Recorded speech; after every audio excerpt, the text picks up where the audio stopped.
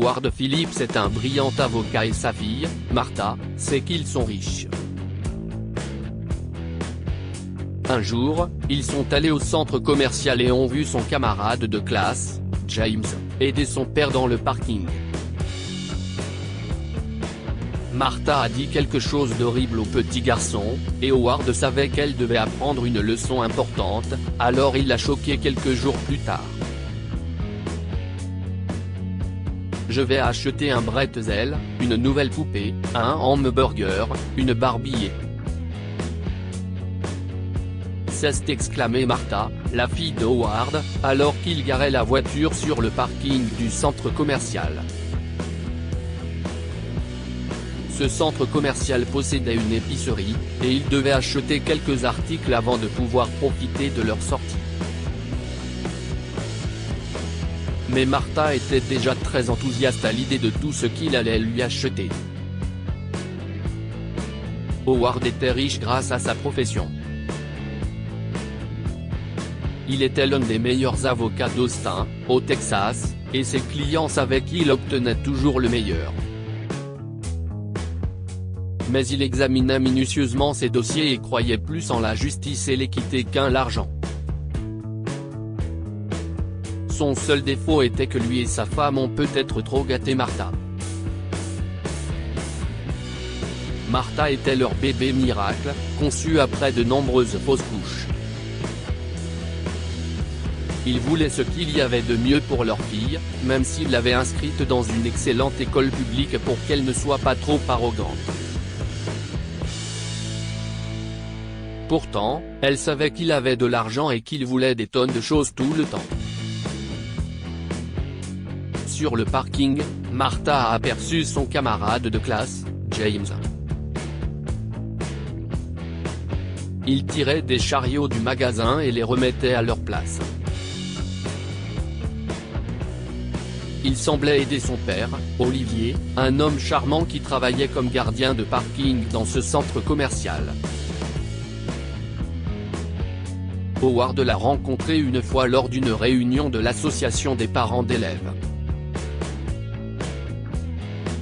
Il s'est arrêté un instant pour lui parler d'un courriel envoyé par l'école et a continué à marcher. « Papa, pourquoi as-tu parlé à cet homme ?» a demandé Martha, un ton étrange dans la voix. « Parce que c'est Olivier Higgins.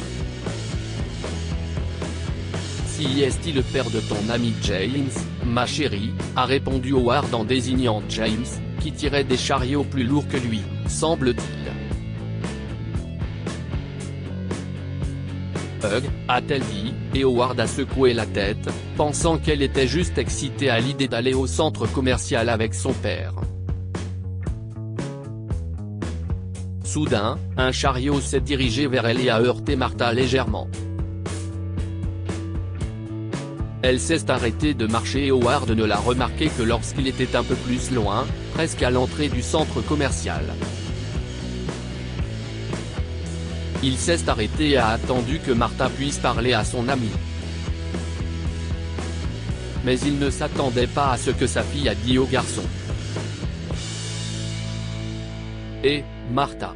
James l'a salué joyeusement en lui faisant un signe de la main. « Je suis désolé pour le chariot. Il m'a échappé. Fais attention à ce que tu fais, James, » a-t-elle répondu avec aigreur. « Je n'ai pas le temps de m'occuper de quelqu'un de plus pauvre que moi, alors éloigne-toi de moi. » Peu importe, a dit James et il s'en est allé. Mais Howard a vu comment le petit garçon a voûté ses épaules et ne pouvait pas croire les mots qui étaient sortis de la bouche de sa fille. « Pourquoi lui as-tu dit ça ?» a demandé Howard lorsque Martha l'a rattrapé. « Parce que si est vrai. Son père travaille au centre commercial. Il n'a pas dit pas comme moi.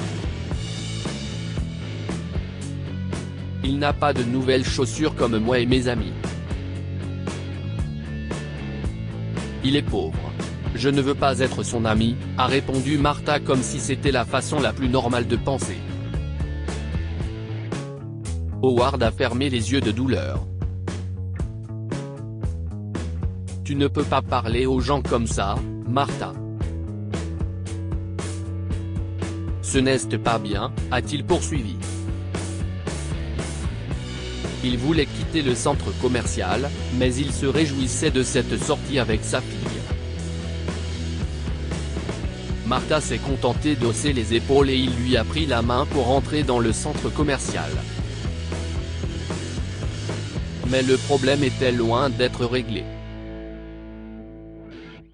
Martha, viens m'aider au travail aujourd'hui, a demandé Howard à sa fille. C'était un samedi matin et une semaine après l'incident sur le parking du centre commercial. Il a finalement décidé de donner une leçon à sa fille. Où allons-nous ? Elle lui a demandé. Howard savait qu'elle ne voulait pas aller à son bureau parce que c'était ennuyeux. Mais une surprise de taille l'attendait. Papa a besoin d'aider. Viens, a-t-il insisté, et elle l'a suivi à contre-cœur, s'asseyant sur le siège arrière de sa voiture. Ils sont arrivés au centre commercial et Martha était très contente. Plus de jouets, s'est-elle exclamée. Mais Howard est sorti de la voiture et a enfilé un gilet spécial vert vif.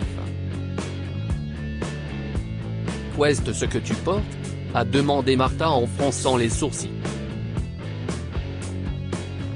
Chérie, je suis désolé de te dire ça, mais j'ai perdu mon emploi d'avocat cette semaine. Alors maintenant, je travaille ici comme le père de ton ami, a dit Howard en regardant sa fille avec un léger sourire. Quoi ?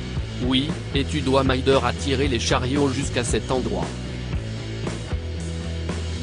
Comme tu as vu James le faire l'autre jour, a-t-il ajouté en pointant du doigt cette zone générale. Non, tu mens. Non. Nous ne sommes pas pauvres, a hurlé Martha et est remontée dans la voiture. Elle a pris son iPad et ses écouteurs pour ignorer son père qui s'est mis à travailler. Au bout de quelques minutes, Martha se lassait de son iPad. Elle a regardé son père travailler dur et transpirer sous le soleil. Les chariots s'accumulaient et personne ne les retirait. Elle s'est pincé les lèvres et ne savait pas quoi faire. Plus tard, Howard s'est rendu au chariot et a commencé à faire le travail lui-même.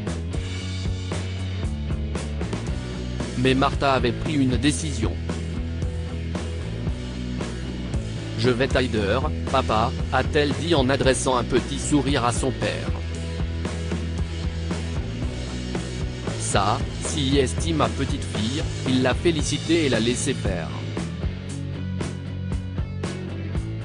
À la fin de la journée, Martha, bien que fatiguée, riait encore. Soudain, elle a remarqué que le père de James, Olivier, s'approchait de son père, qui enlevait son gilet et le lui rendait. Qu'est-ce ce qui s'est passé ? As-tu perdu ce travail aussi, papa ? A-t-elle demandé, l'inquiétude dans le ton. Howard s'est agenouillé et a secoué la tête.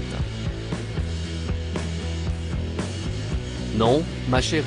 J'ai passé un accord avec Olivier pour le remplacer un jour. Et maintenant, tu sais à quel point la journée a été difficile. Chaque travail est précieux.